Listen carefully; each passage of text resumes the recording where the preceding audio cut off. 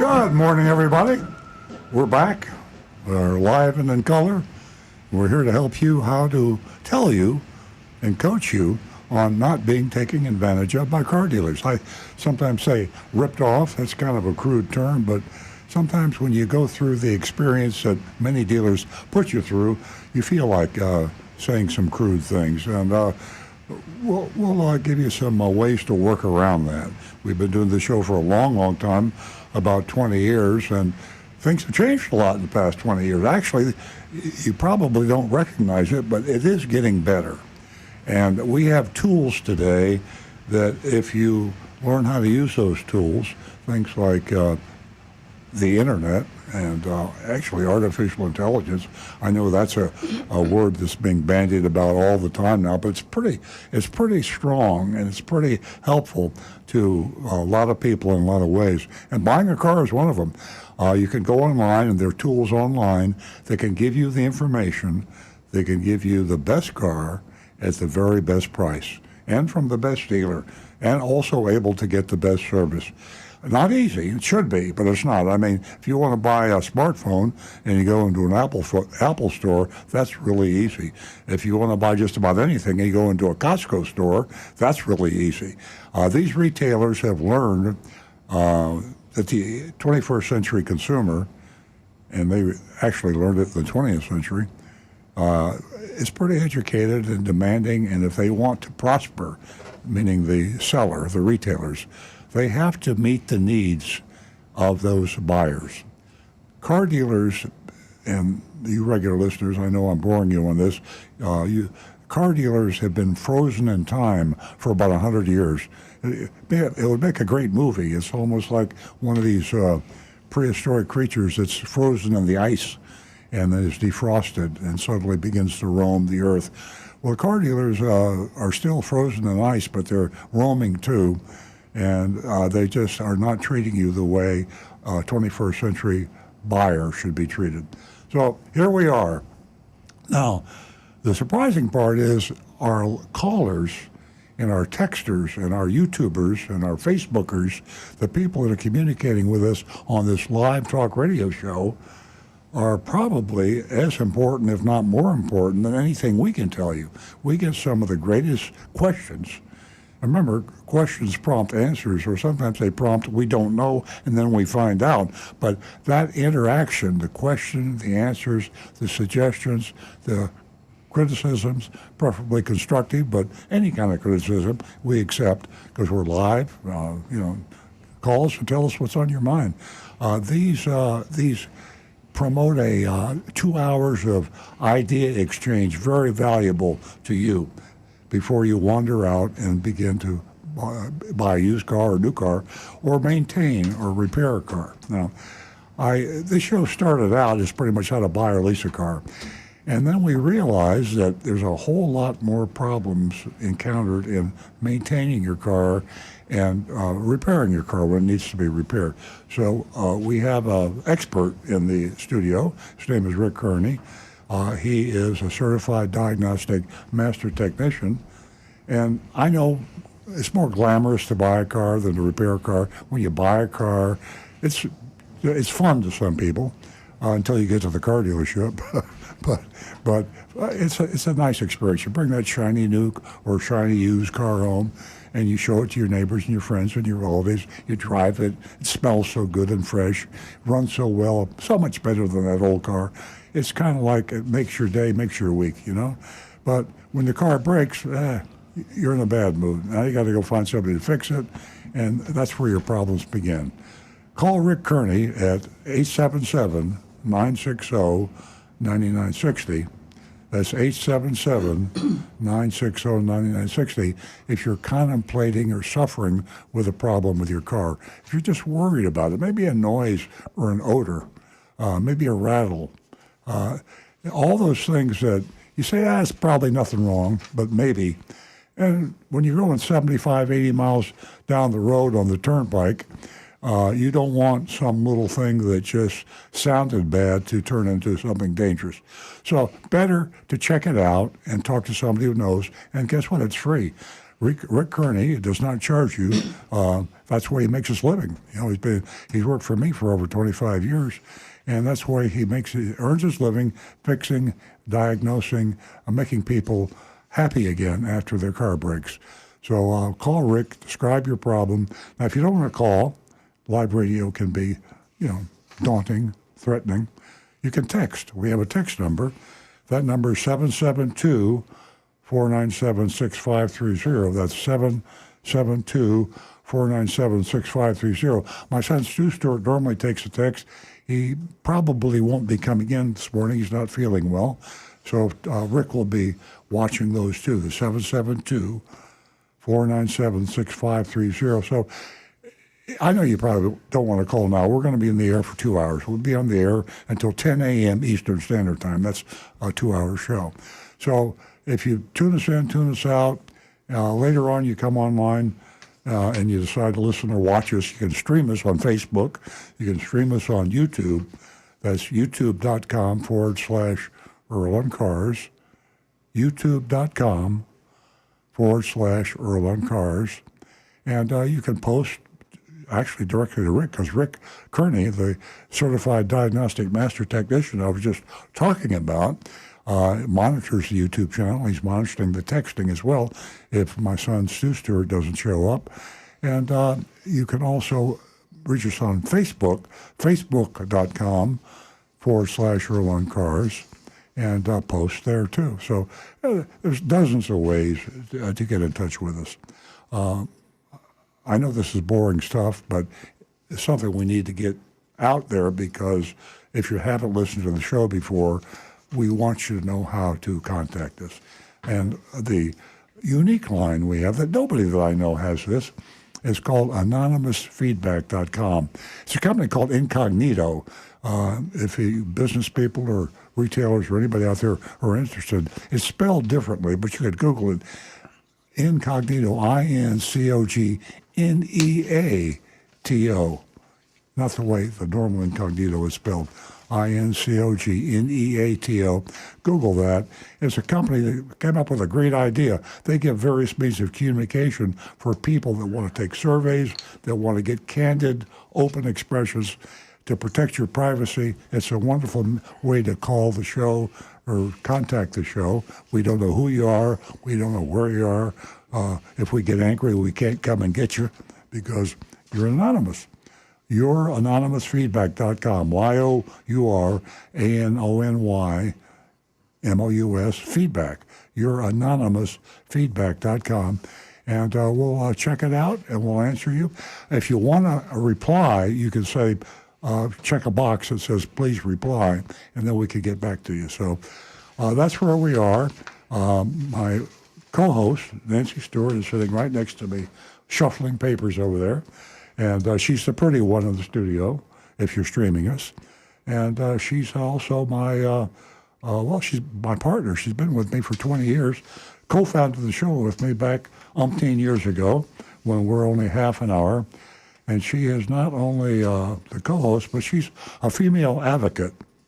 Her strong suit is she is the one that got this show co-ed. It used to be an all-boys club, and just a bunch of guys were calling the show. You know, guys like cars, especially older guys like me. I mean, cars are our thing. You know, we like to tinker with them, and not me, but a lot of people do.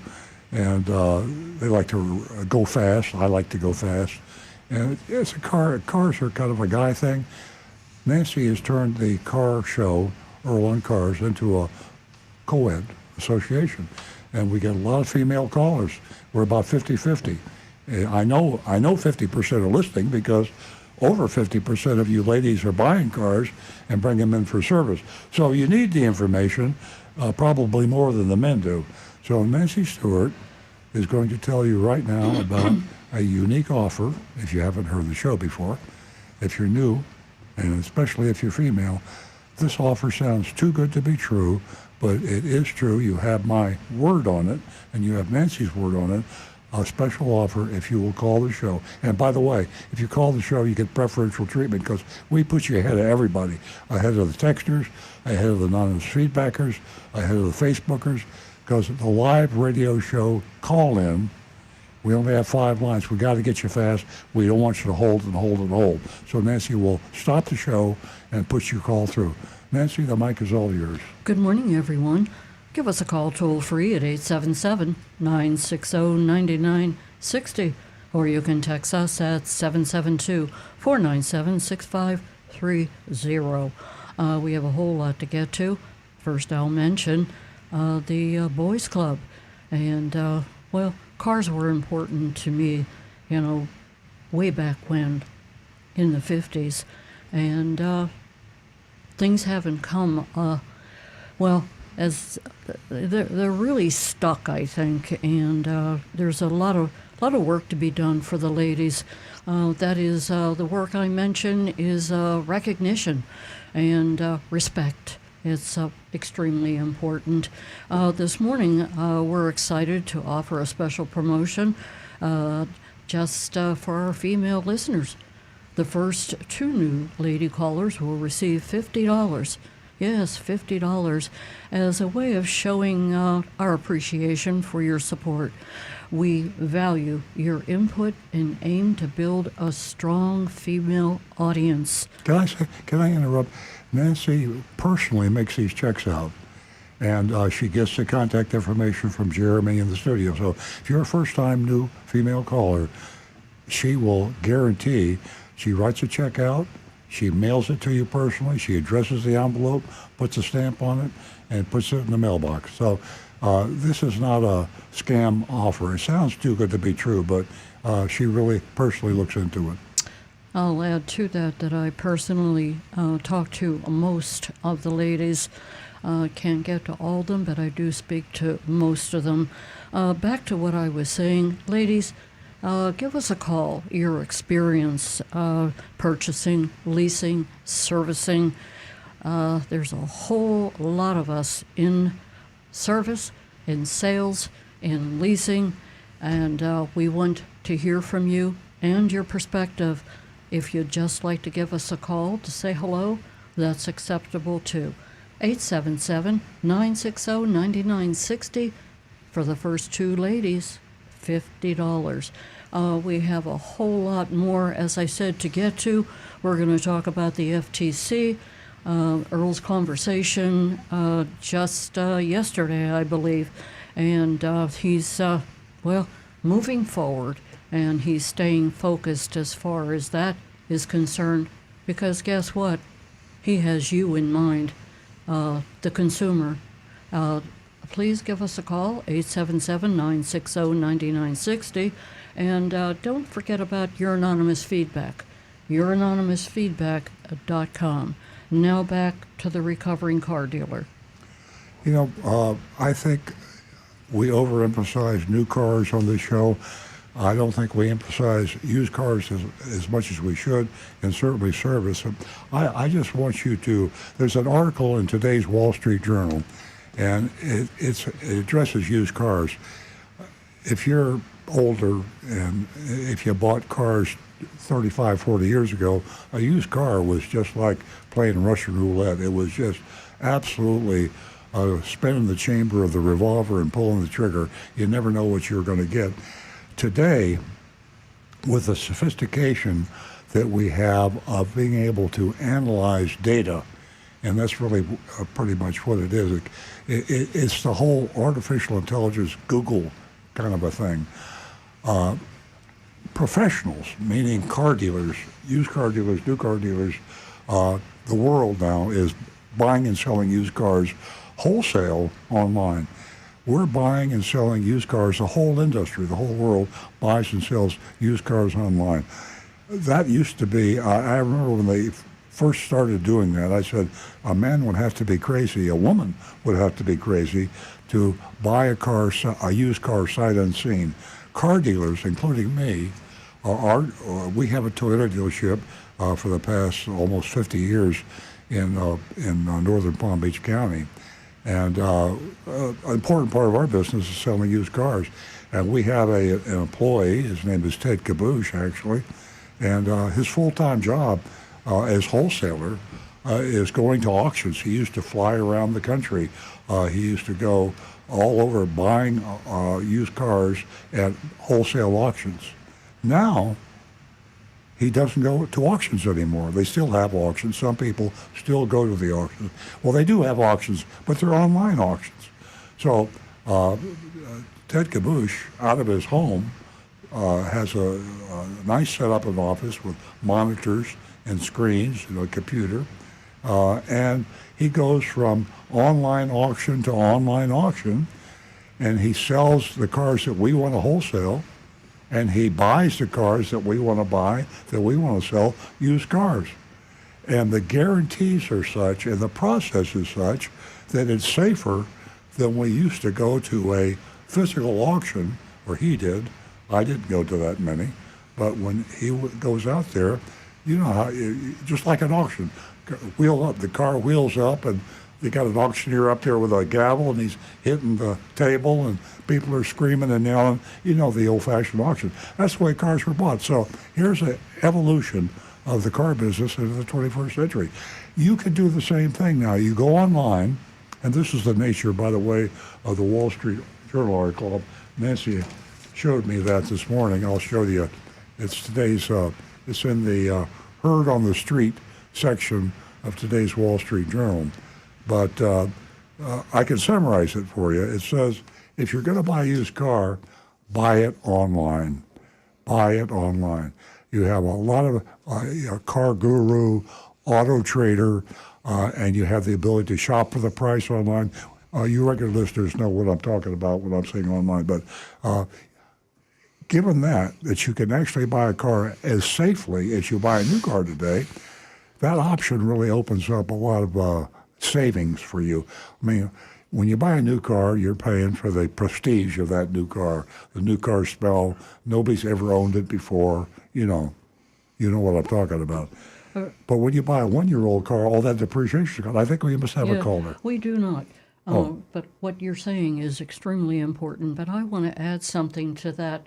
In this 21st century, there's two reasons, ladies and gentlemen, that you would go into a dealership. You would physically visit a dealership, and those two reasons are that you would be test driving, or the car was going to be delivered to you, and you were going to drive off the lot. Oh, yeah. Continue. Yeah, there's one old-fashioned thing that you should always follow, as long as we're talking about used cars now. I'm talking about used cars, is having it checked over by a qualified technician. And you want a certified technician in generally in all categories.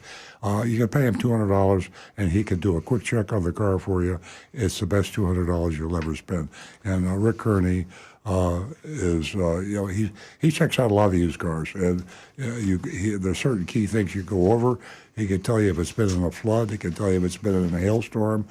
He can tell you if it's anything that's in the computer, the service history, the repair history. All this information is available, and that's the reason we can safely buy and sell cars online.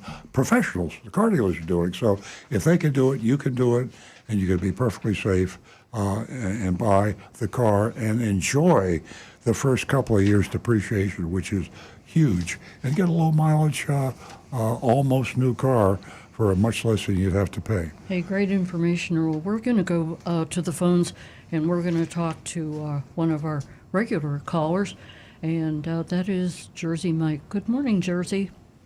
Good morning, folks. Can I call you And Jersey? yes, you can if you'd like. Several things. I wanted to talk to Earl about him going fast. Well, he and I share that because we're about the same age, and back in the day, I bought a 69 Corvette 427 just before they cut all the engines, muscle cars. It was one of the last.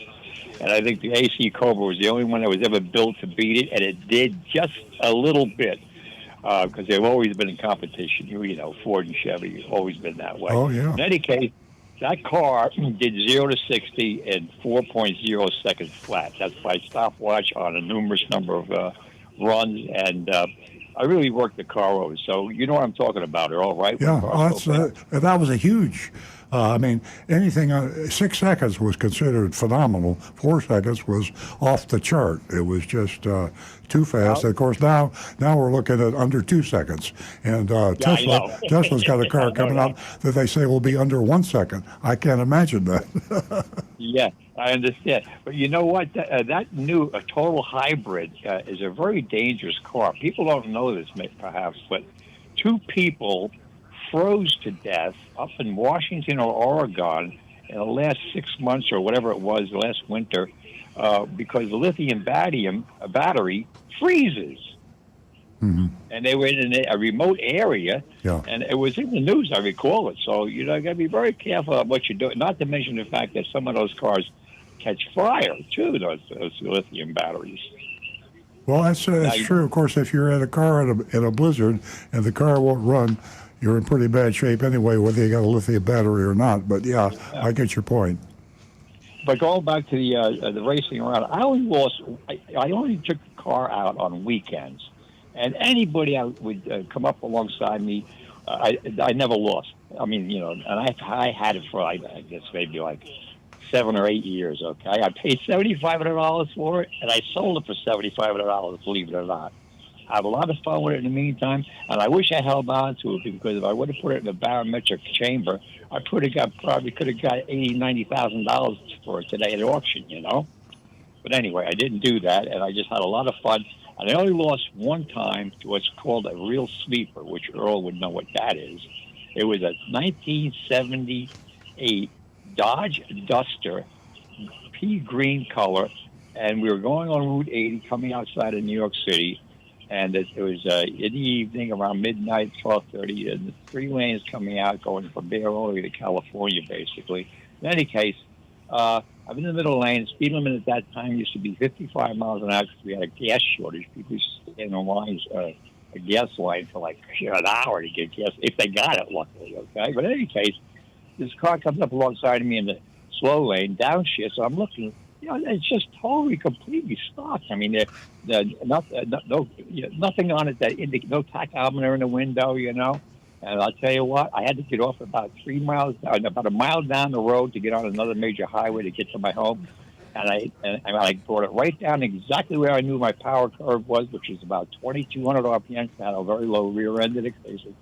On the weekends, I would take it. Mike, you realize the only people enjoying this story are you and me and all the old guys out there. Okay, let me just most of the people have no idea what you're talking about, but I do, and I know exactly the thrill that we had back 50, 60 years ago. And you know what, guys? I'm going to add to this that, boy, do I see Corvettes everywhere. And, Mike, it is always a pleasure to speak to you. I've got 4 calls backed up, and I am going to have to move on. Drive safely, Mike. Yeah, and thank you for thinking of us on Saturday morning. Our phone number is 877-960-9960. That's 877-960-9960. You can text us also at 772-497-6530. Don't forget, we often talk about Earl's Vigilantes. It still exists. It's extremely important. And if you wish to join, you can go to Earl on Cars and you can join Earl's Vigilantes. Yeah, we need volunteers. The vigilantes are to help others in your geographic area. I don't know what's going on in Wyoming or Idaho or, for that matter, New York City. If we have people around the country and all over the world actually listening to the show, in your markets you have unique problems. If you're a car person, woman or man, that is into cars, maybe listen to the show, educated consumer, you can volunteer. We give you a hat that says Earl's Vigilantes, and we put you on our website, or earloncars.com.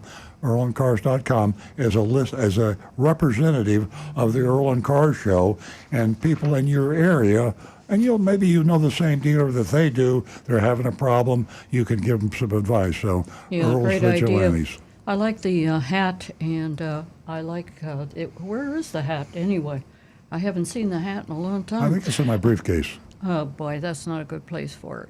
Okay, so if you're an educated consumer and you want to, help out, and you can, there's a few tips you can share with your neighbor, with everyone, and you don't have to know how to take an engine apart. You can just have common knowledge, and you can join Earl's Vigilantes at www.earlsvigilantes.com. Again, our number is 877-960-9960, and we are going to go to a few of our callers that have been holding. Good morning, Marty. How are you? Good morning. How are you? Great. Last week when Earl talked about, I guess it was Elon Musk's theory that you would pay only 25% in a car, and the car would come to you when you need it, Yeah. and then it gets returned. Mm-hmm. Well, I got to ask Earl, how would you handle millions of people doing that? How would you get all these cars to everybody in time to use the car, return the car? So I don't think that system, in my imagination, is ever going to work. Marty, have you ever used Uber or Lyft? Yes. Okay, that's the way it would be done. You'd have a worldwide mobile fleet of cars, and it's a numbers game. And if you're in New York City, and Nancy and I used to travel a lot to New York City. We haven't been there in a few years, but we've been doing that for a long time. One of the most hazardous, dangerous, frustrating problems in New York City was getting a cab. I couldn't hail a cab. Nancy's was my designated cab hailer because she was crazy enough to run out in the street and wave in the middle of Broadway for a cab to stop. But that's not my style. I haven't got that nerve. Suddenly Uber came along. Now if you're in New York City, all you do is whip your app out on your smartphone and hit your app. They know who you are. They've got a description of you, where you are, and they generally guarantee they'll be there to pick you up in 2 minutes. So there's an example of what a mobile fleet can do. Only difference between Uber and what Elon Musk is talking about with Tesla is the cars will be autonomous. So if anything, it'll be one of the criticisms Uber or Lyft is you're afraid of the driver. Well, there's no driver in the autonomous cars. Rick, what? Quick note from Donovan here. He says, for the caller, Tesla showed off their new app that is a ride-hailing app for Tesla owners to use their cars in an Uber style. Yeah. So I guess you wouldn't even drive your car, but just let your car go. It's just like Uber or Lyft. Yeah. Great information. But my only point is, if you have millions of people doing that, I cannot see. First of all, you'd have to have millions of cars available. Well, you would. I mean, you're just talking about scale. It would take. It would have to build, just like Uber did. I mean, when Uber first came out, I was so fascinated with the concept. I actually applied and became an Uber driver. I had to fill out all the applications. I actually was an Uber driver just to see what it was like, and it was a fascinating concept. But there were so few cars around. Some communities wouldn't allow Uber in it. I know the airport banned Uber drivers. It was a painful growing process. In a way, Uber and Lyft have paved the way for exactly the Tesla, the Elon Musk robo-taxi kind of a concept. Oh. And so every country in the world now, you can go into any country, anywhere in the world, and take your Uber app and get a ride very efficiently. Oh, okay.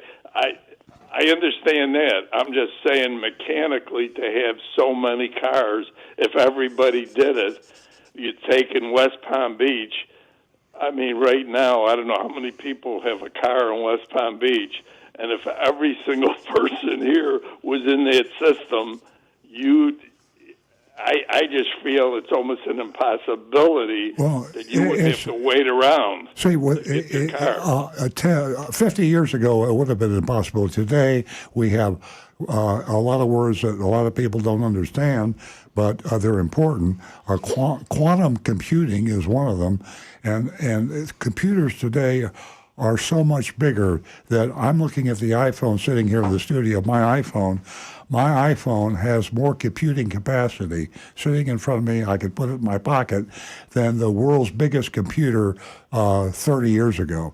So if you go back in time, things were impossible. Today, this almost sounds like a pie in the sky. I'm on LSD kind of a statement. But if you can imagine something today, it probably can be made to happen.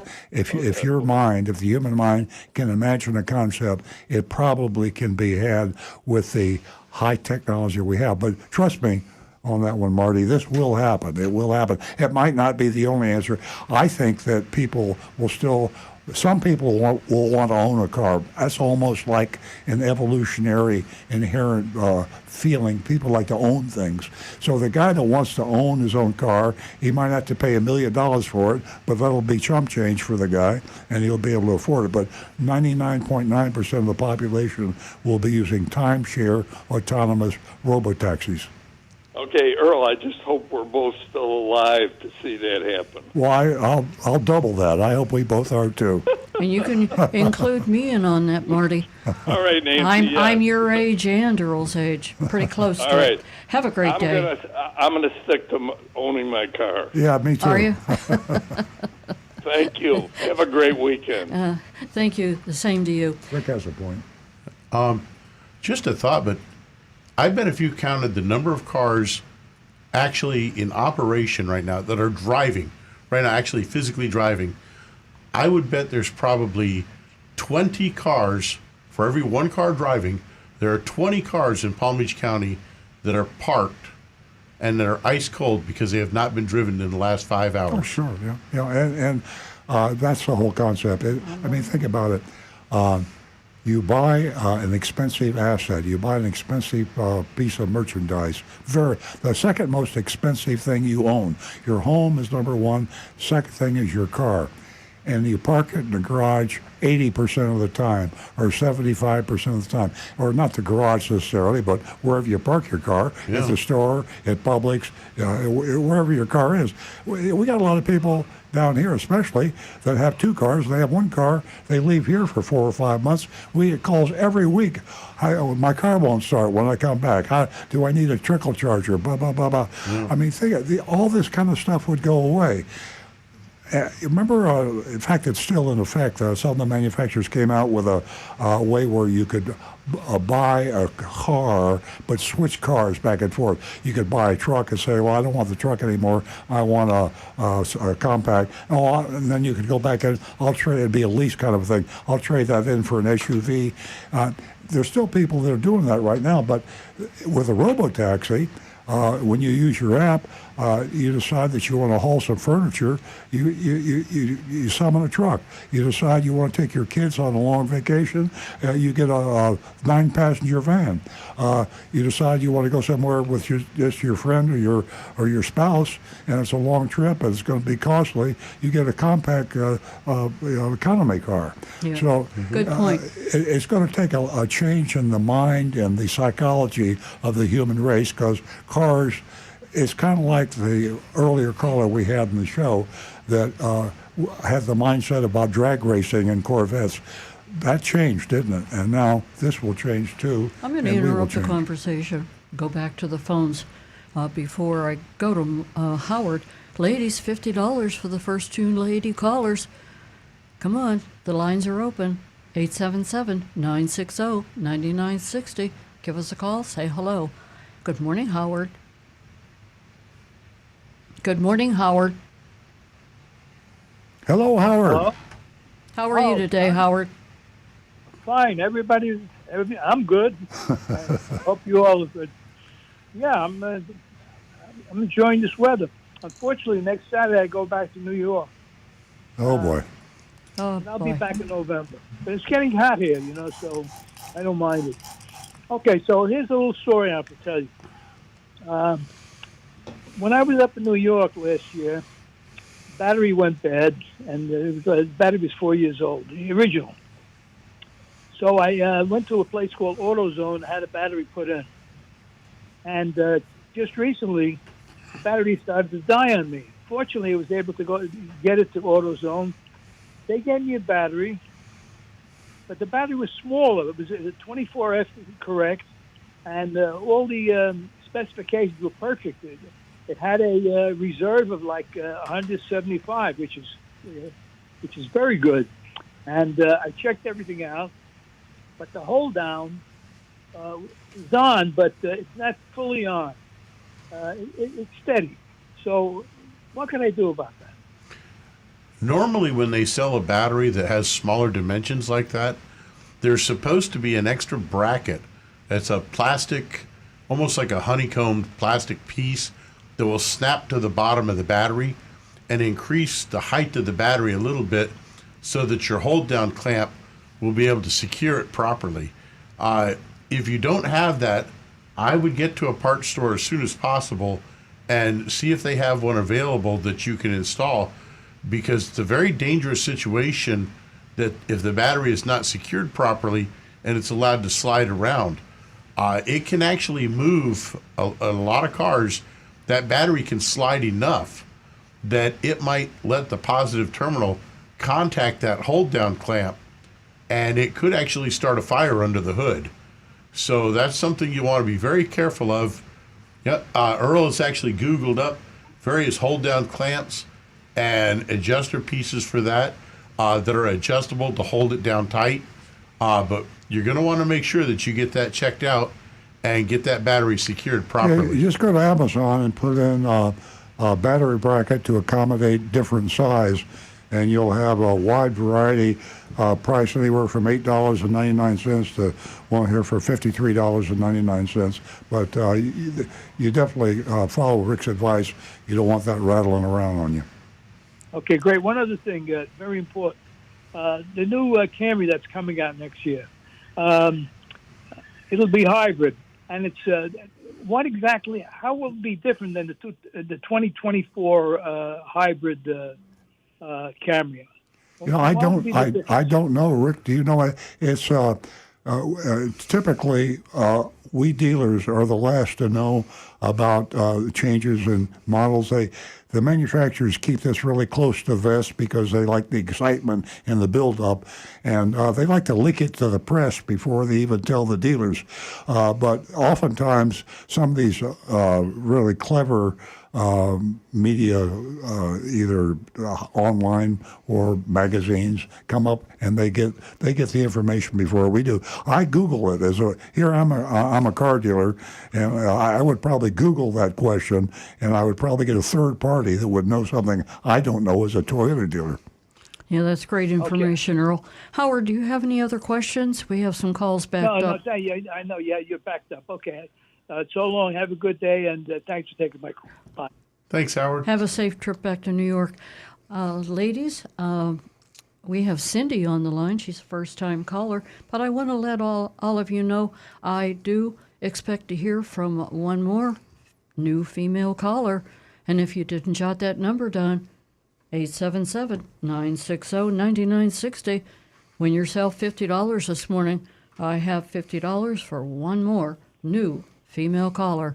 Good morning, Cindy, and welcome to the show. Well, thank you very much. And you have won yourself $50 this morning. As a first-time caller. Thank you for calling, because you're helping me build a platform right here at Earl on Cars. We would like to build our lady audience, and you're doing that as we speak this morning. Stay on the line whenever we're finished talking, and you can give your information to Jeremy in the control room. Okay. He'll pass it along to me, and I'll write you out a check and send it to you. Sounds great. What can we do for you this morning? Well, this is a favorite show of my husband's, so he said, why don't you call Earl and ask him? I bought a brand new Prius.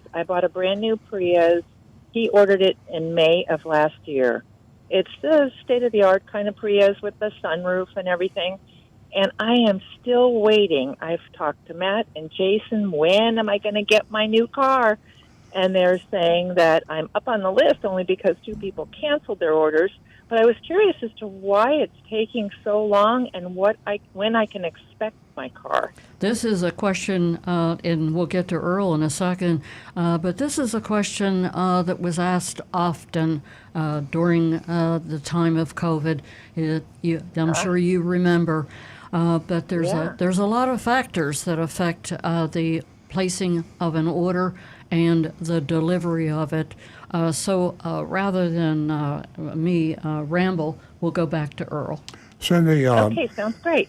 Yeah, Cindy, as Nancy just said, it's not as bad a problem as it was a year ago, but it's still, especially for the high demand, low supply cars like this Prius you're describing. I'll tell you what we can do, and I can speak to our new car inventory manager. Her name is Laura McElmore, by the way, and she's been with us for over 20 years. It's locating the correct new car, specifically correct new car, is almost an art and a science. The science part, Laura's got the art part down too. She has contacts with Toyota dealers all over the country, and there's a whole cadre, almost like a unofficial club of new car inventory managers. Think of it this way: a car dealer might have 100 cars in inventory. But if you have 100 car dealers, then you have suddenly 10,000 cars in inventory.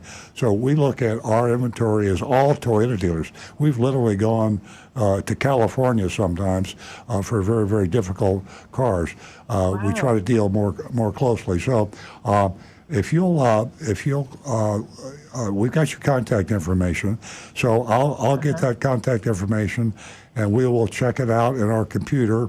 I will contact Laura McElmore, and she will go on her very, very special hunt and see if she can find something that will speed up and expedite that. We can't promise anything, but as I say, it's an art and a science. I'll wait, because they said it was worth the wait. You've waited this long, so you can wait if you have to. That's what my husband said. A little longer. But Cindy, I can tell you that Laura is special, and her talents reach long and far. She reaches. Great. It's like a cult, and she helped me out tremendously. And there are customers that are waiting for their vehicles, and there were a couple of customers of mine who were waiting for a vehicle, and because I talked them into changing their mind about something is, well, minute to me, is a color of a car. So there's a lot of things that are holding up the delivery of vehicles that have been ordered. But we are here to help you, Cindy, and to expedite that Prius order. And we will be getting back to you. Okay, I know that Matt and Jason are like, you're going to like the car once you get it, trust me. And I'm going, yeah, but. Yeah, once you get it. That's the key, right? Right. Okay, Cindy. All right. Again, thank you so much. for representing all the women out there that are listening right now and that are, hesitate to give a call. Not everyone likes to talk live on the air like you, but you have encouraged, believe me, a lot of women to give a call to Earl on Cars. Great. Well, thank you both very much. I appreciate it. Thank you, Cindy. Have a great weekend. 877-960-9960, or you can text us at 772-497-6530. And, I asked Earl, I said earlier, that you shouldn't go into the vehicle, shouldn't go into the dealership unless you're going to test drive a car or you are going to physically take ownership of that vehicle. How do you feel about that? This online purchasing and getting all the information, more information than you would if you went into the dealership. How do you feel about that? The times are a-changing, ladies and gentlemen. Give us a call toll-free. Give us your thoughts. We would love to hear from you because, as I always say, you make the show. Now back to the recovering car dealer. On that same subject, a conversation I had with my attorney that is preparing the amicus, which is a brief that we will submit to the Circuit Court in Texas and the Texas Automobile Dealers Association. We're supporting the Federal Trade Commission's CARS Act, Combat Auto Retail Scams. And the attorney that was preparing the amicus for me asked the question, how do people get ripped off by car dealers? He was a young guy. He's about 40. 40 is a young guy to me. And but, highly educated. I mean, he's an attorney. He's in charge of appeals for a very prominent legal firm. And he says, with all the tools we have online, how are people being taken advantage of today? And he needed this information preparing the amicus brief that goes to the appellate court. And I said, a guy like you, educated, very online is part of your life. I mean, you got a smartphone in your pocket, you got PCs at home, at the office, and everywhere else. You know what Google will do. You know what artificial intelligence is all about. Quantum computing. I mean, you've got all those things in your mind. But think about this. I said, for example, I live in South Florida. My dealership's in South Florida.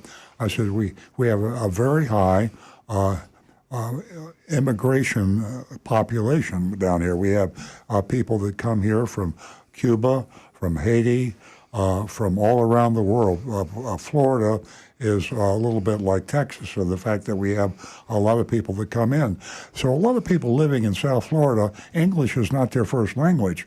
I said, picture yourself in Haiti or in Veracruz or in Mexico City, not speaking the language, having to go in to buy an expensive product. You can't clearly understand the salesperson.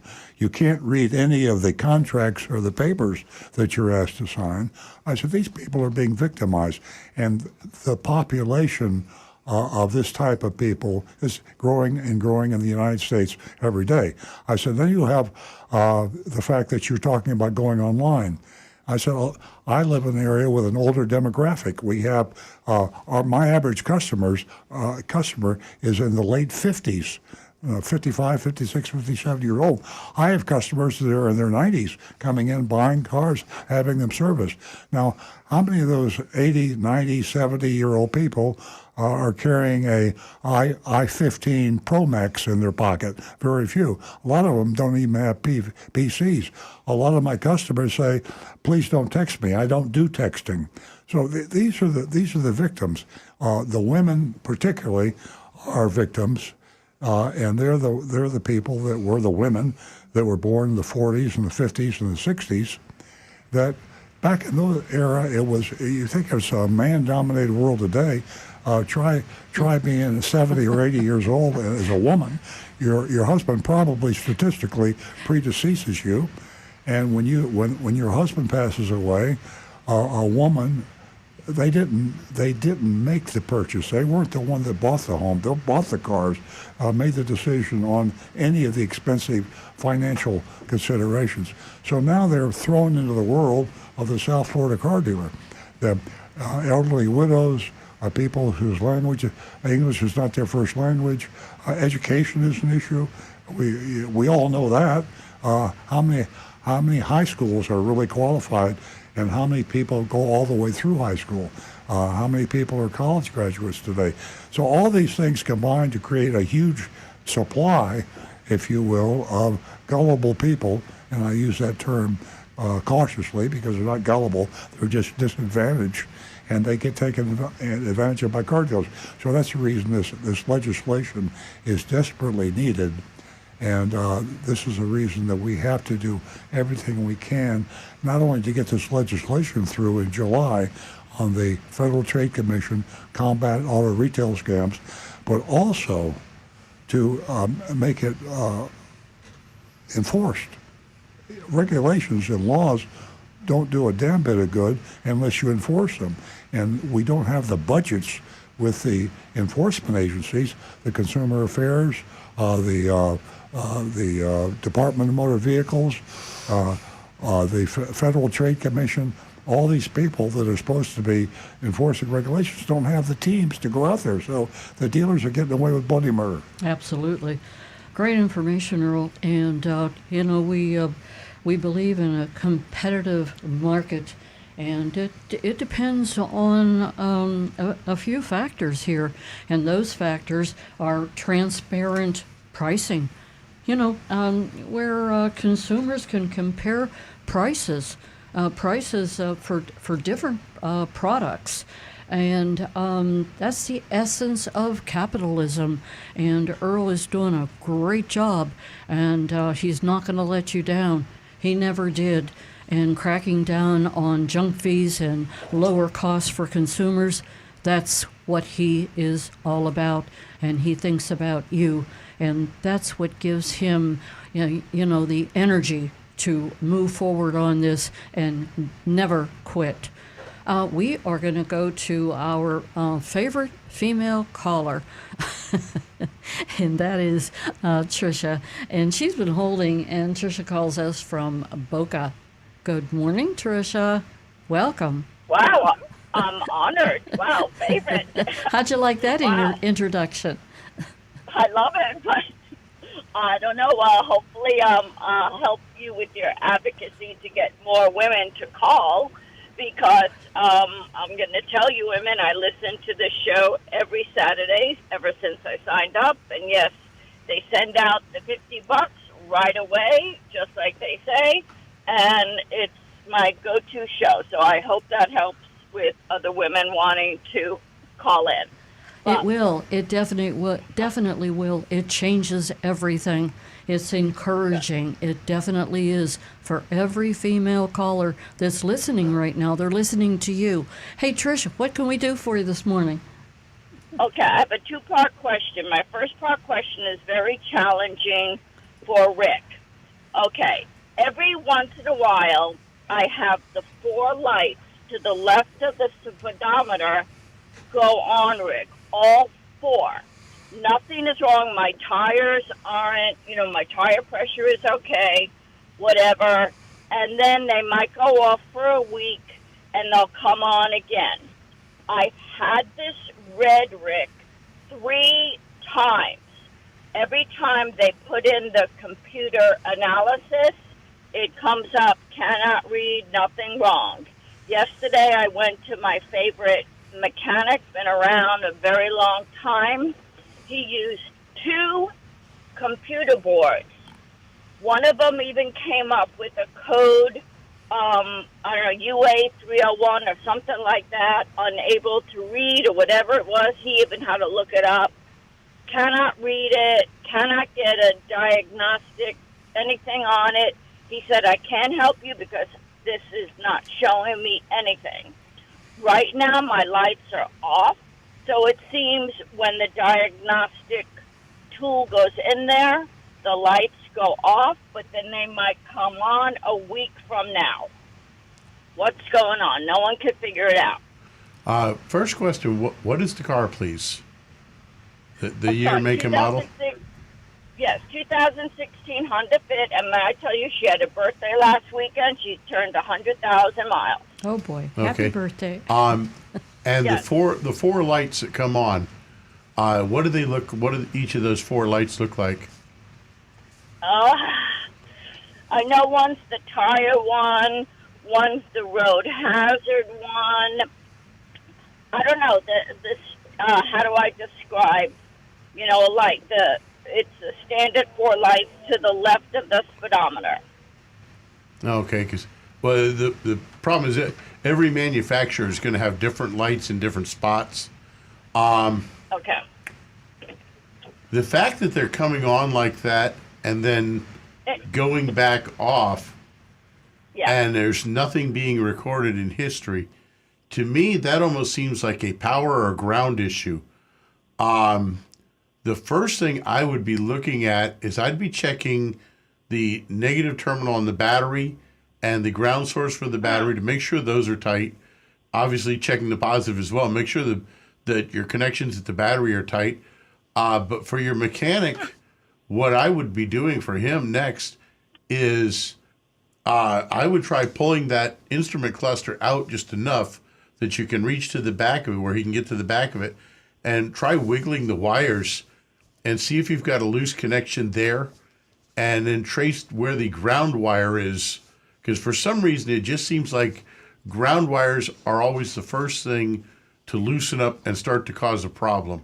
And I would go what's called a wiggle test, where you're actually shaking the wire harness at various times to try to get something to simulate what condition is being caused.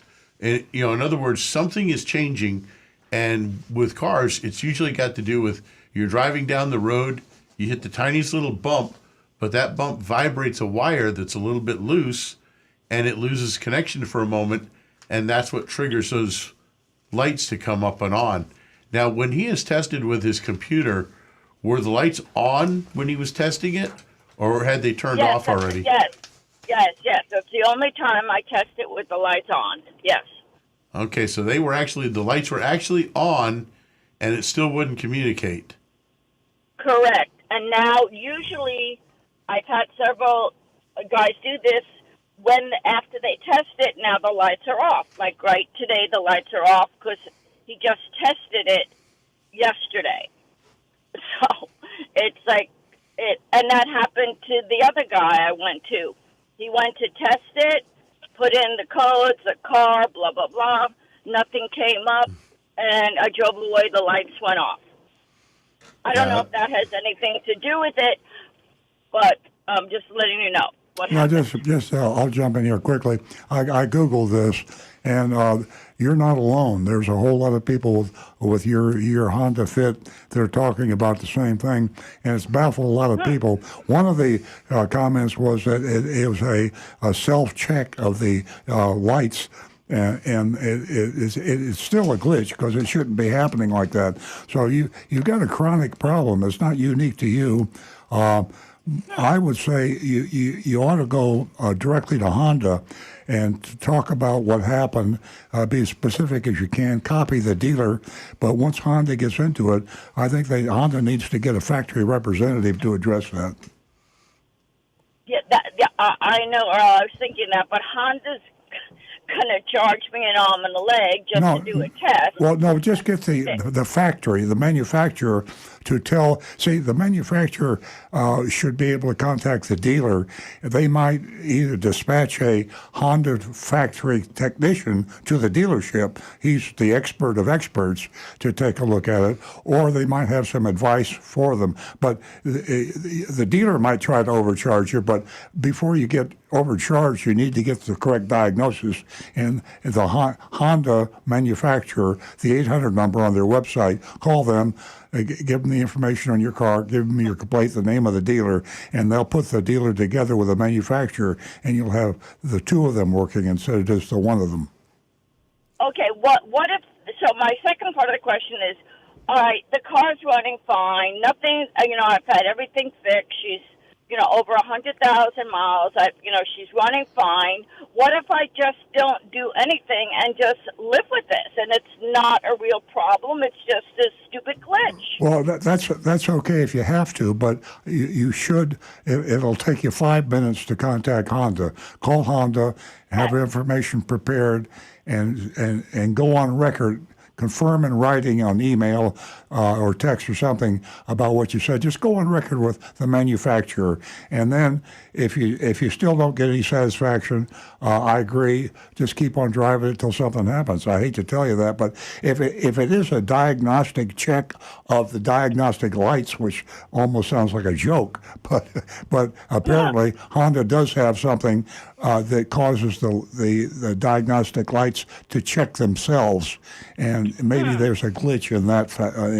That's actually called the bulb check. Yeah. Is when you first start a car, all the lights will come on for a few seconds, and the reason for that is if one of them is burned out, you would notice it if that light doesn't light up. Yeah.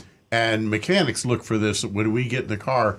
The first thing I do is I look to see when I start the car, do all the warning lights come on? Yeah. Because if it's one doesn't, I know there's a problem. So the glitch could be that I need to causing all the recommend. warning lights to come on to check itself, and there's Right. absolutely nothing wrong with the car. Right. See, that's why I say, a wiring issue. If you get to those wires and shake them, and suddenly those lights come on and off, on and off. Yeah. Now you've found And of course, where that but the connection body, is. yeah, and that's what Honda hopefully will tell the dealer to do. Right. So Rick is telling you to do it, and get Honda to tell the dealer to do it, and the dealer will do it. Okay, second major question, nothing to do with this. As you know, I really eventually want a hybrid. I would like to find a Honda Fit hybrid. The only ones I've seen are in Japan. Do they have them? Do you have them? Does anyone have them here in the U.S.? I'm not familiar with the Honda hybrid availability, but I could Google that for you. And while he's looking that up, my buddy Donovan here. Oh, Donovan. This He's guy amazing. is incredible. Yeah. He says, for the caller, I did a quick search. The car might need to have a carbon buildup check. Lots of people have had this issue on Reddit, which is a worldwide information sharing site. They've had carbon buildup issues that cause these lights to come on. So that may be something to have your mechanic try. A carbon buildup test, which basically means that carbon is building up in the engine. It's certainly possible. I mean, I would give it a shot. Maybe see if it run a quick carbon clean out test. And I got the answer. The Honda Fit is no longer available in the United States. Okay. Okay, hey, Rick, would you spell that? Reddick? Reddit. It's REDDIT. I see. And I know that. Yes, I know. It's actually a collection of forum sites that they cover literally every subject in the world. Yeah, you can spend hours on that and website. even a few that aren't in this Yeah. world. I mean, there's some wild stuff on there. So, Trish, what do you think you'll do? I am going to do that carbon buildup test. Oh, that's a great idea. Yeah, the carbon buildup test is I think the way to go. Tricia, again, I have some callers to get to, and I want to thank you for giving us a call as regularly as you do, and I'm going to do a little advertising here for Earl's Vigilantes. You would be the first woman if you so choose to sign up. And you can go to www.earlsvigilantes.com, and you can win yourself, you don't win just by joining. You get yourself a Vigilante cap, and like I said earlier, you don't have to be able to, disassemble an engine. You sound very knowledgeable, and you are definitely an educated consumer. Good luck with your Honda and the carbon the carbon buildup test. I've also wanted to sign up to be a secret shopper, but I haven't heard from anybody yet. So. Okay, well, you will, and you will soon. Again, Thank you. Tricia, thank you so much for calling. 877-960-9960. Text us at 772-497-6530, and we will shortly get to the texts that have come in on Facebook, and Rick is going to take care of some YouTubes, and we are right now going to get to John from Palm City. Good morning, John. Good morning. I have a question for Earl about dealer franchise. About 2 or 3 weeks ago, you did a shopping report on Massey Yardley. Is that the same Massey Yardley that had the franchise taken away in Stewart? I'd forgotten about that. In fact, I don't remember that. But that is, there's only one Massey Yardley. What happened, John? Why did they take his franchise away?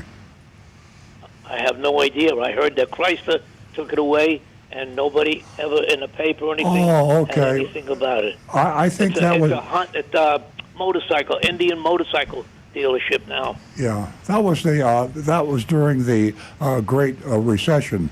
You know, and Chrysler was cutting way back, and remember the government had to go in and subsidize Chrysler and General Motors. They didn't have to help Ford, but they did General Motors and Chrysler.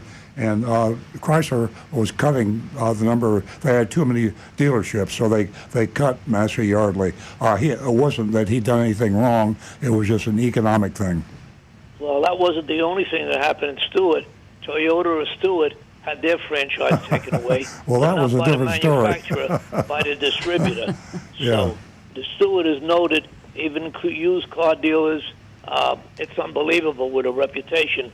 But what I want to say is, why are the manufacturers, including an outfit like Napleton, why are they so hesitant with all the complaints that are registered against a particular dealer?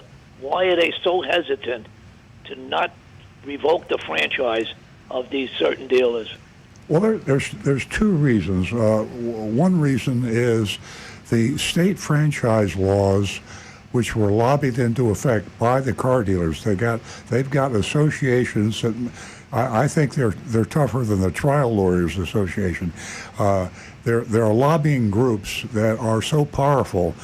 They, to a large extent, run our country. They run the state legislatures. They run the Congress, the Senate, and that's what happened with the state laws. You almost have to be a murderer and a rapist to be canceled as a dealer. It's absolutely impossible with the protection in state laws. And that's why you don't see Napletons and a lot of these other people that are terminated, because the state protects them. The Florida Automobile Dealers Association, the Tampa Automobile Dealers Association, the Miami Automobile Dealers, the Jacksonville, millions and millions of dollars are in these political action committees, and this money funnels into Tallahassee, and the laws are built to protect the dealers no matter what they do. The other reason is the fact that the manufacturers are primarily in business for one reason, to make a profit. And the dealers that sell the most cars make the most profit for the manufacturers. Now, if you have a big dealer, and oftentimes the biggest dealers are the biggest crooks. I mean, we have Toyota dealers out there that are selling over 1,000 cars a month. We have some Toyota dealers that sell close to 2,000 cars a month. Now, the average Toyota dealer sells about 120 cars a month. So you can imagine when a naughty Toyota dealer that's selling 1,500 cars a month gets in trouble, and people are complaining, the courage it would take for Toyota to cancel that dealership, which would knock out 1,500 new Toyotas a month that dealer's buying from Toyota. So state lobbying legislature laws protect the dealers, and the greed of the manufacturers are the reason that dealers are not disciplined and canceled when necessary when they disobey the rules. Well, another industry I'll mention is Anheuser-Busch. They weren't hesitant to take away a franchise in Orlando from a very famous baseball player. They also revoked a franchise, I lived in New York then, of a Nassau County Budweiser distributor called Harbor, and they were a big outfit, and they prepared with their lawyers, and they went and took action. So even in spite of state alcohol laws and everything, when they're wrong, they go get them. Yeah, the beer distributors don't have the lobby, and you know, ironically, the reason the car dealers have the lobby is because of the manufacturers. See, when the franchise system and the car dealer concept first came into effect, back with Henry Ford, there was they didn't have a way to retail their cars. They needed the retail outlets to do it. And it was like a gold mine to be able to have a franchise to sell this new phenomena, these new Fords, and pretty soon new GM cars, and so on and so forth like that. So the manufacturers were like demigods. They would dictate to the dealers, if you don't do this or do this, we'll take away your franchise. And you need to buy 100 more new cars this month. If you don't buy another 100 new cars from me, the manufacturer, I'm going to cancel your franchise. And they were so vicious, and they abused the car dealer network so bad. I'm talking about the manufacturers, that the dealers unified. It's just like why unions exist in this country, because they were afraid of the employers. So they were afraid that the manufacturers would cancel them, and they went to they went to Florida and Georgia and all the states, and they lobbied in laws to protect themselves. But it got out of control, and they lobbied in so many laws that nobody can get rid of them now. The manufacturers can't get rid of them. The regulators can't get rid of them. Once you have a franchise to sell new cars in the United States, it is in effect a lifetime franchise. I mean, I'm a dealer. I'm a Toyota dealer. I'm immune to Toyota. They can criticize me, but they can't cancel my franchise, because I suppose if I was convicted of murder or rape or something, they might be able to cancel my franchise. But outside of that, I'm here for a long, long time. One fast topic: the union now came down south. Mercedes Benz in Alabama, they voted to unionize. Next, it's coming into Tennessee with Volkswagen. So it looks like they came down here real strong, and nobody knows who's going to be next. Yeah, the union's coming back. They're got the auto manufacturers worried, and the union is making some big inroads in the South, which the South used to be immune to unions, and now they're scoring. Starbucks, look at that. A lot of places you never thought, even Amazon. So the unions are the pendulum is swinging in the other direction. Yes. We'll see what happens, because what they're worried about is job security almost more than wages. Yeah. All right, guys, I'll let you go. Thank you, John. It's great hearing from you, John. Before we go any further, I think I'm going to turn this over to Rick. He's got a lot of things going on over there he'd like to share with our listeners. Yeah, we got an interesting one here from Donovan.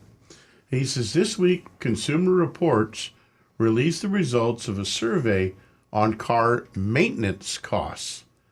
And Tesla, not surprising, came in with the lowest overall maintenance cost for the first 10 years of ownership. Years 1 through 5 is about 50% less, and for 10 years, it's about $1,000 lower than the next closest brand of Buick, Toyota, and Lincoln. Not surprising, Land Rover had the highest cost of over $4,000 for the first 5 years of ownership, with Mercedes, Audi, BMW, Infiniti, and Acura being the next most expensive for maintenance. And the other interesting thing about that story, Donovan, I read that too, is that of the top 5, the lowest maintenance cost, and you mentioned Tesla, that was number 1, the lowest maintenance, but the other 4 were all American-made cars. There were, you had, Toyota was the only foreign car that foreign-owned manufacturer that was in the lowest cost. Tesla, Buick, Lincoln, and Ford, all American companies, and only one Japanese company were in the top 5 in low maintenance. Yep. So, yeah, that was a great article. I got a lot of phone calls about that, and there were a lot of questions asked. Well, the good news is maintenance is just incredibly small compared to what it used to be. So it used to be a huge consideration. Today it's very, very minor. To what you just said, it used to be a huge consideration. I used to talk about it a lot. Okay, Rick, back to you. We are going to go to Anne Marie's text. She says, good morning. Here's an update on a topic that we covered a while back. The New York Times ran a story on April 23rd, written by their technology and privacy reporter, entitled How GM Tricked Millions of Drivers into Being Spied On, Including Me. The reporter and her husband bought a Chevy Bolt back in December, and LexisNexis, which this is spelled LEXISNEXIS, no relation to the Japanese car maker, LexisNexis Risk Solutions and Verisk were the two risk profiling companies that have been getting their detailed data ever since. Their car salesman said he enrolled the customers for OnStar because his pay was docked if he didn't do so, because it was a mandate from General Motors, which sends the dealership a report card each month tracking the percentage of signups. It turns out what car buyers are faced with multiple screens for different programs, including OnStar and Smart Driver, that buyers can say yes to when buying a car. And obviously most people will opt right in on those screens. What the programs do can be confusing, but it was clear to the reporter that none of the programs that allow for over-the-air updates and allow GM the ability to track the vehicle's performance in case they ever need to make a recall ever mention turning the data over to risk management companies who will then sell the information to insurers. A General Motors spokeswoman said, based on customer feedback, we've decided to discontinue the Smart Driver product across all GM vehicles and unenroll all customers. This process will begin over the next few months. The story adds, last month GM stopped sharing data with the risk-sharing companies and hired a new chief trust and privacy officer. It has been reported that there are other auto manufacturers that share data that ends up with insurance companies.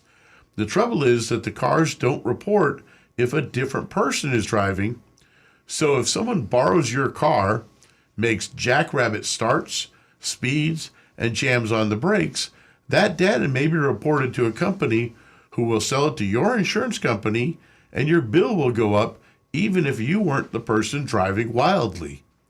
I understand why automakers would like data coming in from connected vehicles so the company can see if there are any problems developing which can necessitate a recall. That is acceptable and reasonable. Speaking as a consumer, a car company selling a vehicle's data for extra profit to risk management companies and the insurance companies is not acceptable. It has been reported that Subaru shares data, but one is supposed to be able to opt out of that. So have you heard of any other automakers who share data with insurance providers? Does Toyota share data with risk assessment companies or insurance providers? And if so, can that be stopped or avoided? And for those that didn't read the New York Times, there is a version of the story also on the site Jalopnik.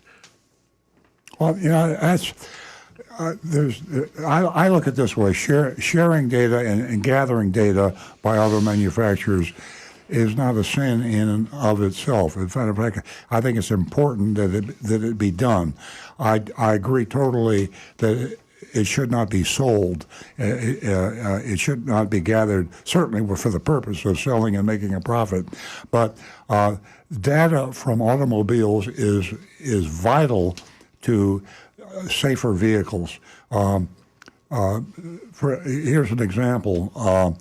Nancy and I yesterday, we had lunch at a local restaurant, and we have a Tesla Plaid, and we've talked on this show about our harrowing experiences with the autonomous, fully self-driving feature, and we periodically get software updates, and we try it out. Well, the last couple times we tried it out, it was frightening. We had some close calls, so we just decided we weren't going to do it anymore.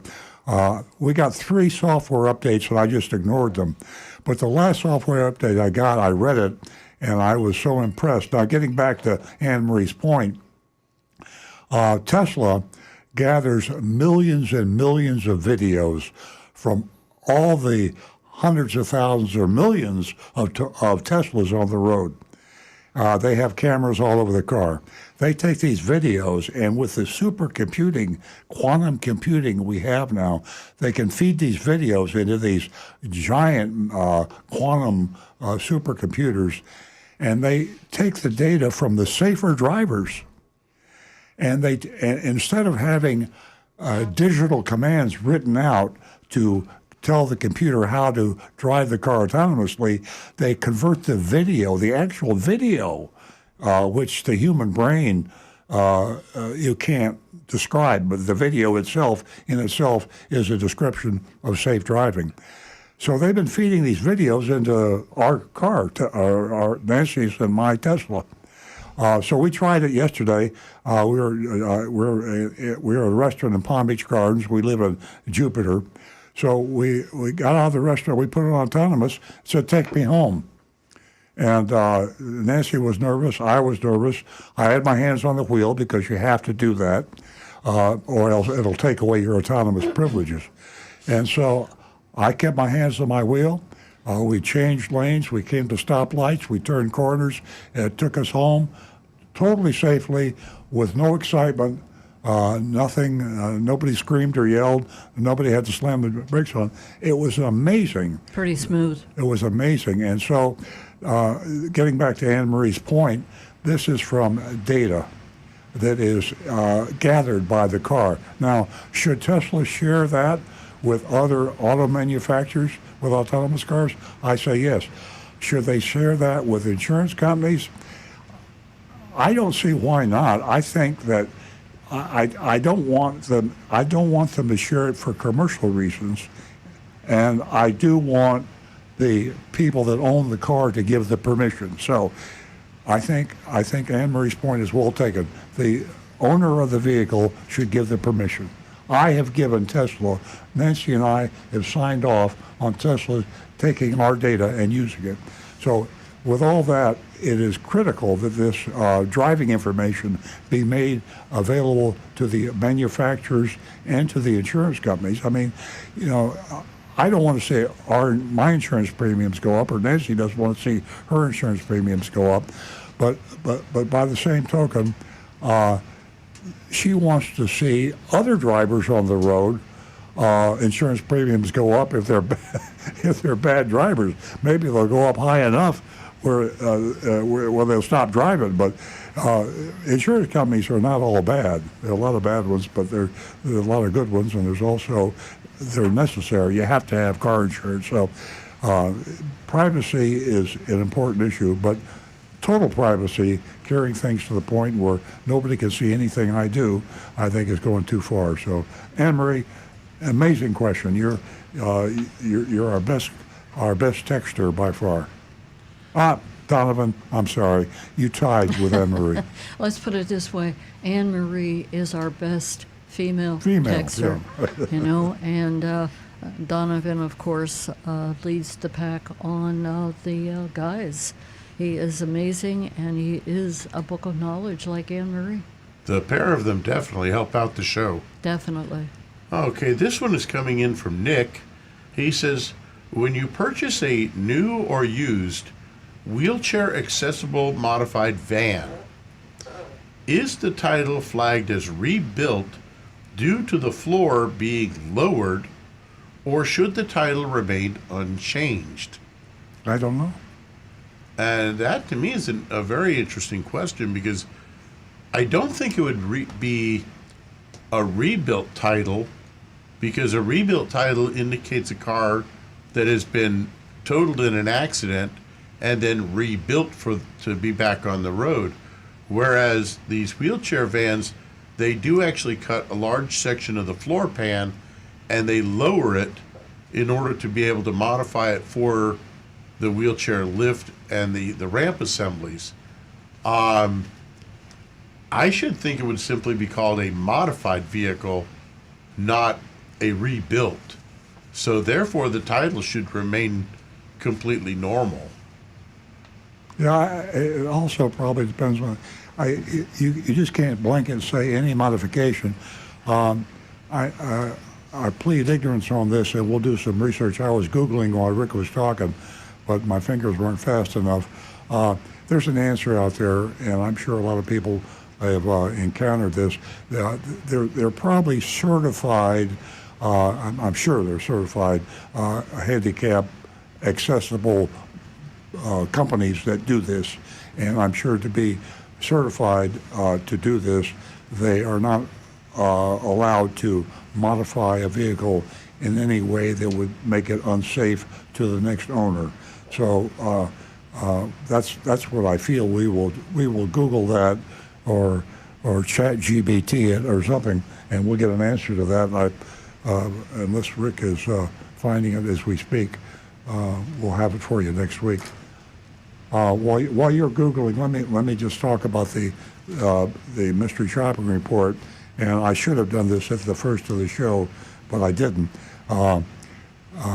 This is such an important thing that we do on the show. I don't want to pat us on the back.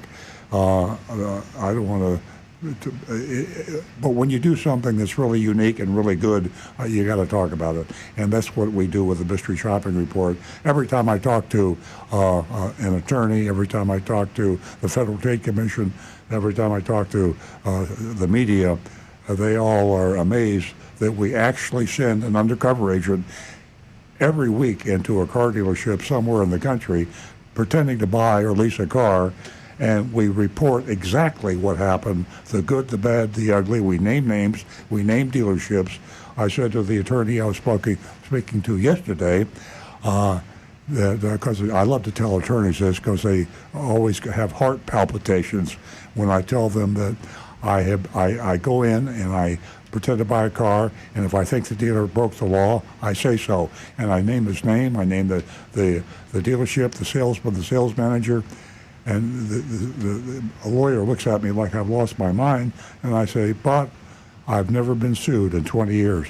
And then he smiles and says, well, obviously, because truth is the perfect defense against libel and slander. Anyway, we are going to do this mystery shopping report in just the next few minutes. And we have a mystery shopping report in South Florida. Sometimes we're in Pennsylvania and Michigan. We do another South Florida dealer today, and it is, as you regular listeners know, South Florida is the Sodom and Gomorrah of the car dealer retail industry. Amazing. Any luck, Rick, on that? No, because the only thing that came up was a huge list of reports about salvage titles on used wheelchair vans that were totaled in an accident and then put back on the road. Yeah. I'm going to guess that if you use a certified company to do a modification for a wheelchair or any handicap adaptation, I'm sure, because we're talking federal laws now, I'm sure that they're not going to allow a modification that could anyway make the vehicle unsafe. And that's what we're talking about. So we'll verify this, we'll get the facts, and we'll get the texter the official answer next week. Any more? Let's see. Trying to check over the... Whoa, we just had a whole bunch pop up here. Let's see. Well, one question we do have here is from Kim Appreciates Life. She says, I'm so torn between getting a Tesla or a Toyota/Lexus SUV. The question is, which is more expensive to insure? That's a great question. I'll have to Google that too. My guess would be the Tesla, but I'm not sure what. Tesla has an issue with repairs because, and speaking as a Tesla owner, Nancy and I have encountered that. I've had a few fender benders, not Nancy, it was me, and Tesla doesn't have very many repair shops for collision repair. All the dealers that they have, which are Tesla owned, can do the mechanical repairs, but there are very few collision certified. So when that happens, you're talking more cost. Tesla also uses different materials, high-tech, more expensive materials that would be used. So I would say you're probably better off to go with if that's the measure of your decision making, you're better off to go with a Lexus, or what was the other Toyota? She said either a Toyota or a Lexus SUV. Yeah. I think you're going to get your insurance is going to be less in the Toyota or Lexus. Well, and Donovan happened to kick in on that one as well. He says, I am paying about a little over $600 a month, or $600 for a 6-month policy on a Tesla Model Y. And he says he's with Progressive Insurance. That's good. 6 months. Well, I wonder why 6 months instead of a year. Don't know. I mean, yeah. I would think the longer the policy, the lower the price. But maybe he only needs to. Maybe he's going to sell it in 6 months. So that's probably what it is. It fits his needs. My own my vehicles under State Farm, we actually pay each month, and for 2 vehicles, we're just a little under $200. Yeah, but you're not month to month. Don't you have to sign a contract for? No, it's month to month. Oh, you can cancel a month. Oh, I didn't realize that. And you know, I know a lot of people that do just that. They do month to month. Yeah, I guess everybody does. What am I talking about? You know? See, you're talking about a car dealer who doesn't have to have personal insurance. So I've never. Well, I did. I did for the Tesla. That's right. I forgot. Yeah, and you know, on another subject, the Tesla. But have you noticed the number of Teslas that have the dents and the bangs and this and that are on the road? I see one every morning when I go out in the garage. You mentioned. I told you I wanted to fix that. I could fix that. Anyway, back to Rick. Oh, okay, we have. Okay, this is Roadrunner Steve. He says Tesla cameras in car. Me and my girlfriend no more in the back seat. From Roadrunner Steve. Yeah, you know, that is really funny. But the Tesla has got more cameras. I'm telling you, and you just have to get used to it. But I every now and then I go looking for cameras. I haven't even found, you know, when it shows up on my display screen, suddenly they did a software update a week or so ago. And I said, I didn't know they had a camera back there. And they hide them so well that they have cameras all over the car. Now, on my display, I can see 360 degrees. You know, you talk about being safe. You know, remember when the backup cam came out, and I just couldn't. I was blown away. Everybody's got to have a backup cam, and now with the Tesla we're driving, it's actually distracting because when I'm driving now, and I'm driving the Tesla, I've got a picture. I think I got 6 or 8 cameras covering every angle around the car. And then I've also got my side view mirrors. I've still got that. I've still got my rear view mirror. I've still got my eyeballs. I could go like that. So when I come into an intersection, I'm thinking about making a turn. Suddenly I find my eyes hitting each camera, the rear view mirror, the side view mirror, and I'm looking at so much stuff, I'm wondering maybe I got too much information. And I'm looking at you. Yeah, and Nancy's looking at me like I'm crazy. So but anyway, too much of a good thing is what I'm saying. That's pretty interesting, Jersey Mike. I really like the way you think. And that doesn't stop me from changing my glass in the car.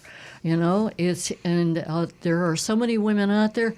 Ladies, you don't have time to call in now, but there's another subject for you. Give me a call next week.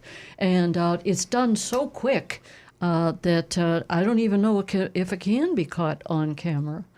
I don't know. But I still do it. Anyway. I know one of the things I like on the Tesla forums on Reddit are the videos that people will post of what their Teslas will capture on video while the car is parked. Yeah. I mean, the amazing things that the car records, and you're nowhere near the car, well, but it's recording it all the time. I can go to my app on my phone right now, and I could pull up the Tesla parked in the studio parking lot here at the radio station, and I could get a 360 view, 360-degree view. I could see inside the car. I could see behind and on either side of the car at every angle. I could also blow the horn, pop the trunk, pop the. I could open it. I could unlock it or lock it. I mean, it's every now and then. Maybe I'll be having lunch somewhere, and the car will be out in the parking lot. And if I'm feeling evil, I will take out my app and wait till somebody's walking down the sidewalk and blow my Tesla horn just to see what happens. Well, I'd be a little careful about that because, truth be told, one of the big things I see on that site are videos of people maliciously, just for no reason, but they call them the Tesla haters. Oh, there are a lot of them out there. Yeah. They walk by with a piece of metal and gouge the paint on Teslas just because they don't like the brand. I can also summon my Tesla, and it'll come over to wherever I am. That really gets some attention. I love that part because the amount of times in Florida that I've walked out of the mall, a store somewhere, and it's just a wall of rain coming down. You don't have an umbrella. You don't have any protection. The water's 6 inches deep in the lanes to your car. Yeah. And if you could have your car pull right up under the cover to you. It is we got to do the definitely Mr. a Shopping plus. report here. Speaking about parking cars and so on and so forth, we have a mystery shop here that we have to get to. Before we do, I want to let everyone know we didn't forget the Dog of the Week. We don't have one this morning. I hope you went to Big Dog Ranch Rescue. That's www.bdrrdog.org, and you took a look at Millie. That's who we had last week. She came to us from Big Dog Ranch virtually. And we'll be back on target next week with Big Dog Ranch. And, I have to say, as a sidebar here, not only do they have puppy land out there and the veterans,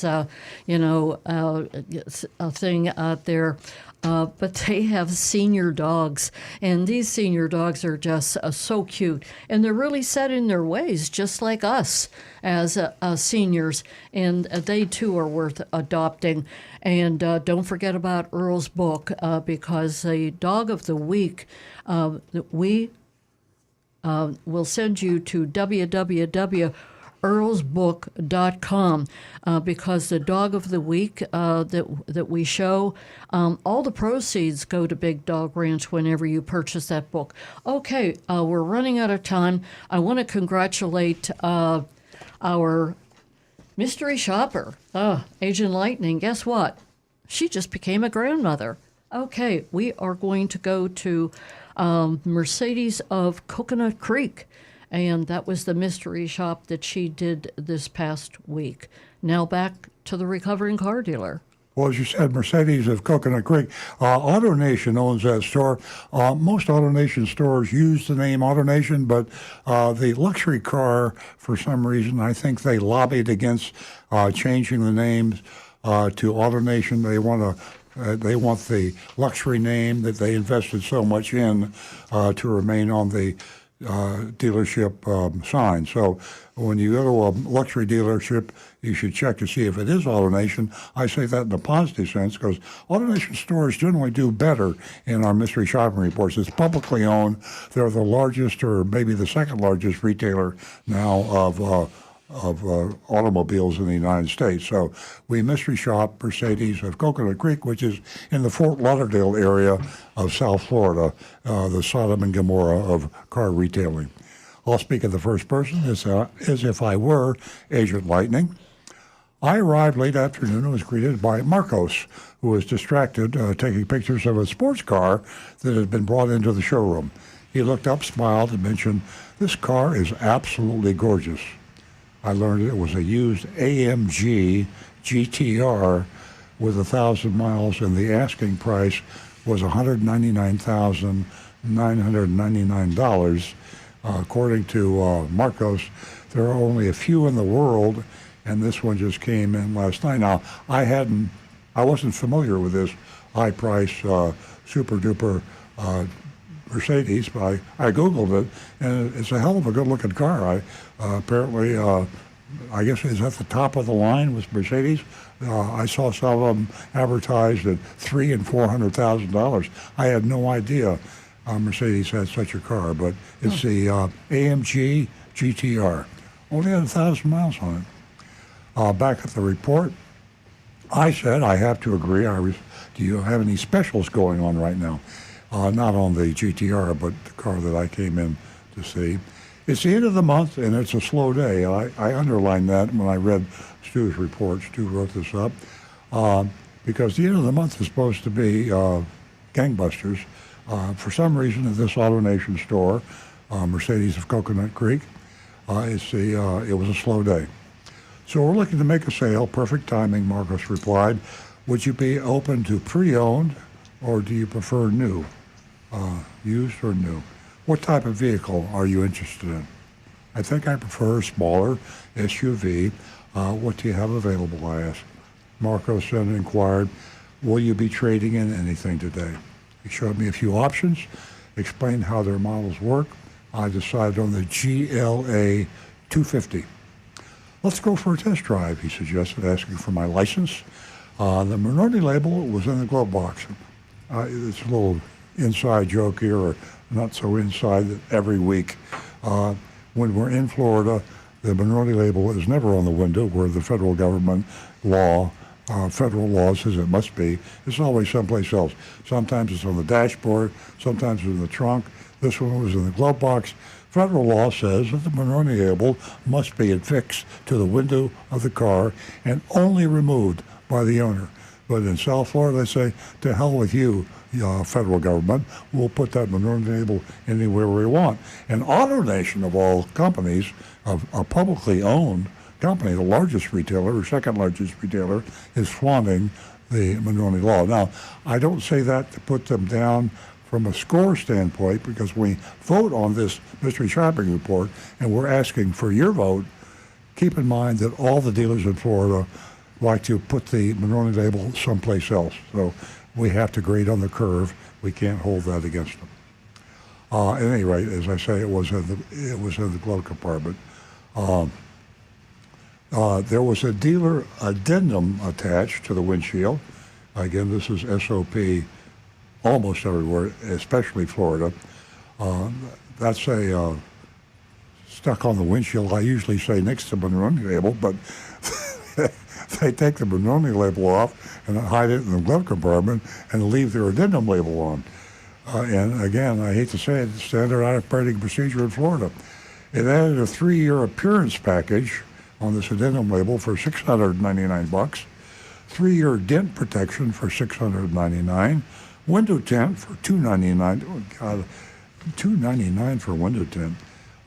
Mercedes Benz of Coconut Creek's asking price was $52,172. Marcos unlocked the car, sent me out while he made a copy of my license. He wanted me to drive around the lot to see the GLB model, and then had me drive both. So I was in the GLA. He wanted me to drive the GLB to see how they both drove differently. We headed towards where they were parked, but a flatbed was in the way. He had me turn around and wanted to show me how the self button, or the self-park button, works. We tried several times, but it didn't cooperate. That's every car dealer's nightmare, every car salesman's nightmare, certainly when you're trying to demonstrate something and it doesn't work. So there was an embarrassing moment. The self-parking didn't work in this Mercedes. I likely won't use it, I said. Let me just back in, because that's how I usually park, trying to make Marcos feel a little better. We then headed out for the test drive. He went over all the features of the car, emphasized how safe they are. We headed back, and he suggested we try to see the GLB model again and also try the self-park. Okay, my heart's starting to palpitate now. He had to go to super slow, but the feature didn't work again. And 2 different model new Mercedes. Oh God, Marcos has got to be sick inside. But I didn't like the boxy way the the GLB looked, and I wasn't in the mood to do another test drive. He said, well, it sounds like you're set with this one. Am I correct? Yes, I confirm. I let him know I really am not looking to waste anyone's time. I'm not buying it over MSRP, plain and simple. In fact, I like to be right around, if not below, MSRP out the door. See, Agent Lightning is pushing, being a little aggressive here, which he should be. Marco said he thinks that sounds reasonable. That's good news. And we'll see what he can do. We headed over to his desk. He pulled me up in their system in the computer. If you've ever been to any AutoNation store, you'll be in our system, he explained. And sure enough, he found my name easily. He then excused himself to go get some numbers and returned a few minutes later with a worksheet. The top line was MSRP, $50,475. Then came a $500 discount, whoopee. But then they added, here we go, $699 for the appearance package, $699 for dent protection. Next came a $199 electronic filing fee. That's a junk fee. And here's another junk fee, $995. They call this one a dealer services fee. My real price was $52,567, $2,092 over MSRP. Out the door, I was over $56,000. What do you think, he asked. I was hoping for more than a $500 discount and less fees, I replied, but what would make me buy today is being under MSRP out the door. She's pushing again. He wrote that number down at the bottom of the sheet and then said he would be back. Here he goes back to the manager. A few minutes later, he returned with his sales manager, Natalie. Now, isn't it pleasant? This is the third or fourth week of the road that I've commented that we've had female salespeople, females. Almost every shopping report now has a female involved somewhere. And here we have Natalie at the Mercedes AutoNation dealership, Natalie, a female manager. She asked, what's bringing you all the way down here from North Palm Beach, meaning Fort Lauderdale or Coconut Creek? My husband works down here. Besides, we're not exactly big fans of our local dealership, I explained. She laughed. She knows Sodom and Gomorrah, and she's in Sodom and Gomorrah, so she knows what I'm talking about, and said she understands, would love to earn my business today, but noted these are their cars that move fast and don't see any way to get me below MSRP out the door. She says, will your husband be available soon? I said, he will not step foot in a dealership until he has a final number from me, I asserted. She thought for a minute and wrote on the paper that she can definitely get me $53,000 out the door on a piece of paper. She then mentioned she probably still has a little wiggle room for when I come back to make the purchase. So there's the incentive, She's letting the customer out on the street.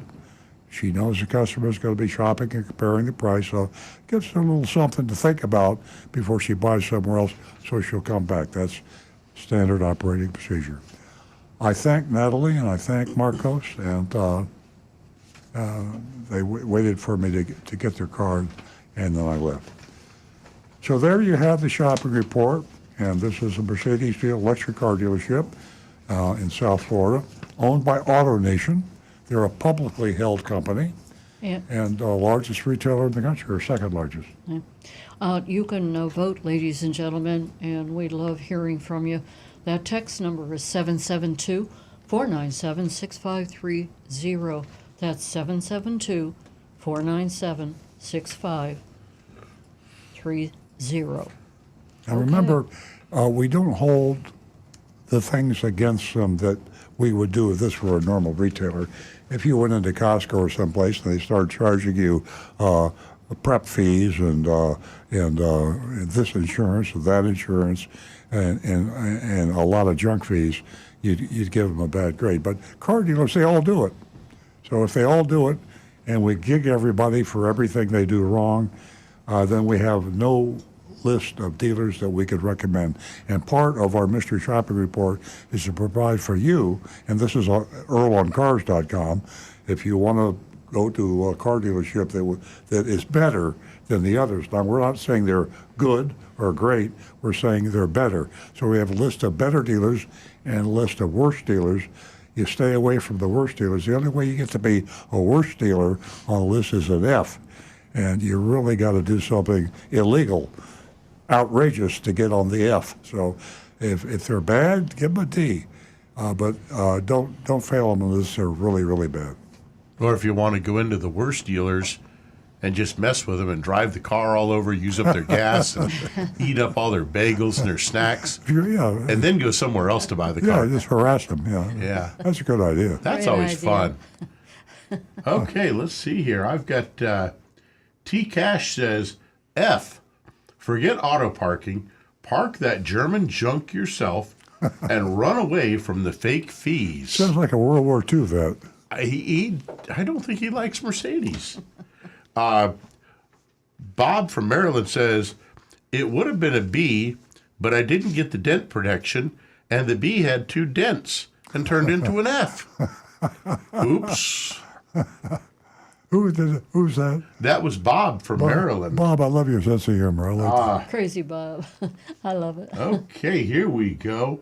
Johnny Z. Fradley says, instead of having a working self-park mode, it had a go park it yourself mode. 53K, I'll give a C. Tom Steckel I love says, these YouTubers. B minus. Go park it yourself. Go park it yourself mode. What was that grade? E minus? Tom Steckel says, B minus. B minus. Luxury car dealers should not play games. However, addendum label stated that the additional items were not required to be purchased. No tie-in sale. Without dealer fees, it would be an A.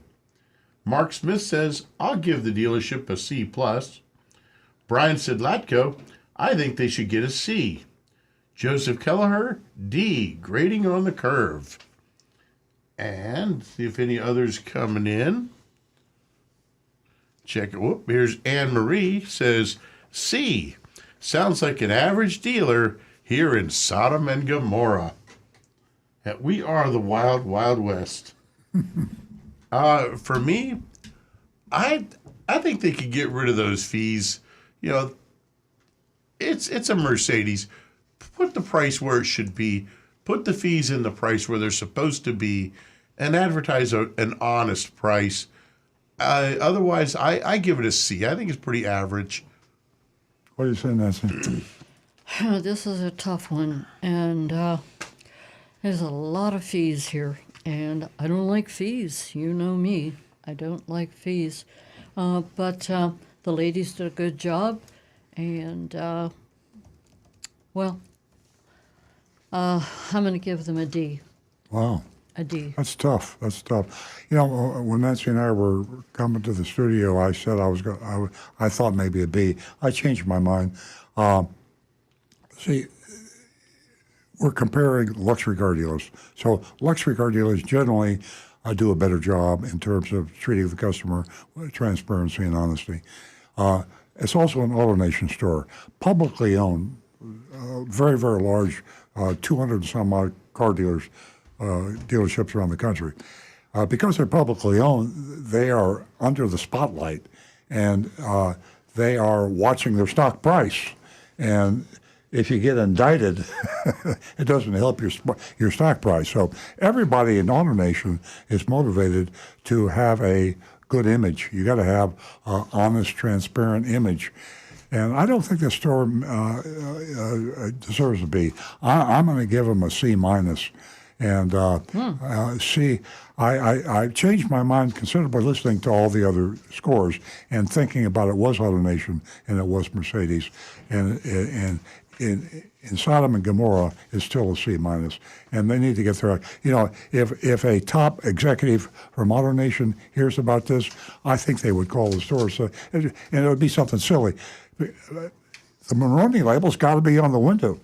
I mean, they could get and if they go after one AutoNation store, they're going to go after all the AutoNation stores. Can you imagine what would happen if the Federal Trade Commission is listening? If you want to really get somebody's attention, go after AutoNation, because you can hit all their stores, find them all. It's one company. Absolutely. And Senator Mulroney, he worked really hard, real hard, to put that into place and to make it.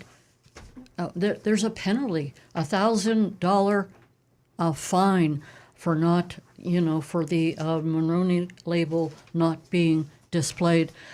Ladies and gentlemen, we are out of time.